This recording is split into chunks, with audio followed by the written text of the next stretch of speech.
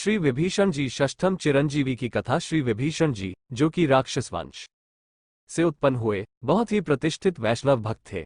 उनका जन्म पुलत्स्य के पुत्र विश्रवा से हुआ था। ऋषि विश्रवा और कैकसी के सबसे छोटे पुत्र थे।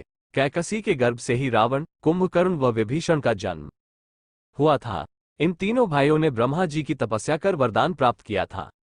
विभीषण सदा धर्म को ही महत्व देता था। इस विषय पर रावण से विचार विमर्श करता था और समझाने की कोशिश भी करता था, लेकिन रावण अपनी शक्ति के मद में उसकी बातों नकार देता था। सीता के अपहरण में तो जैसे उसे झकझोर कर ही रख दिया था। हनुमान जी का साथ देना।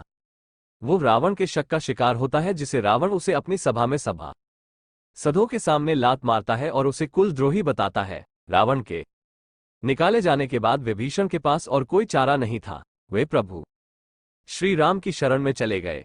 वे चाहते थे कि निर्दोष लंकावासी न मारे जाएं और लंका में न्याय का राज्य स्थापित हो।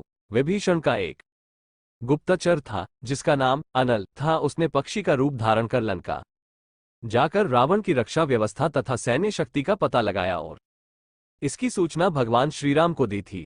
विभीषण ने ही राम को कुंभकर्ण, मेघनाद और रावण की मृत्यु का रहस्य बताया था।